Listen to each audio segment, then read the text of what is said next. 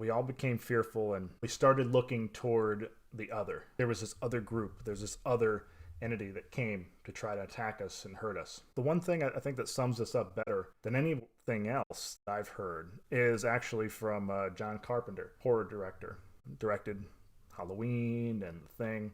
What he said was, when talking about horror and stories about horror, there's two types of stories you can tell. It's all about where the location of evil is in the world. And we can imagine if we're sitting around talking and we're on a campfire and the wise man's talking about the location of evil, where it is, and he says evil is out there, it's somewhere else, it's out in the dark, it's beyond the woods, it's some kind of external evil, something that's coming to get us, something that we need to be afraid of. It's the people that don't act like us, that don't look like us, that don't speak like us, that are different from us. That's where the evil is. That's the external evil. That particular story is an easier one to tell. That's an easier one people will buy into, the external evil. It's a lot harder to tell a story of, well, actually evil is right here. It's within all of us. It's in our own human hearts. That story is a harder one to tell. It's a harder one for people to accept. It's harder to say that I've met the enemy and he is us, that we are the enemy. That's a harder story to tell. It's a lot easier to look at the other. And after 9/11, we started looking for others. After there's Osama bin Laden, then there's Iraq, and there's other terrorist groups, and then there's Iran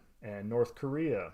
And once we started running through the others outside of the U.S., then it started to turn back around and we started to turn on each other.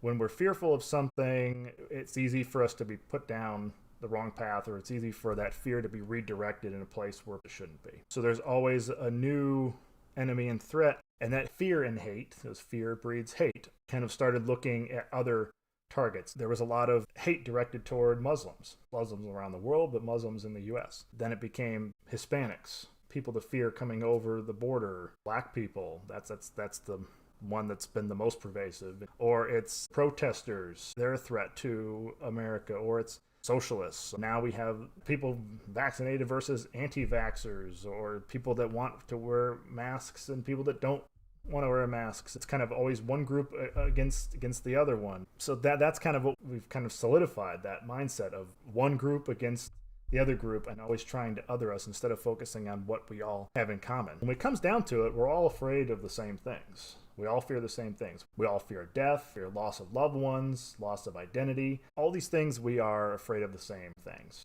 And so there's a lot of common threads in what we're afraid of. And we're in a situation right now where we're all kind of fearful of each other and we don't really trust each other. And that's a dangerous place to be. That's not a place where you really want to be as a nation. It's something that we have to deal with, and something we have to really wrestle with is, what direction do we want to take going forward, and do we want to continue down this path? Because the path that we're on now is not a pretty one, and it doesn't end in a good place.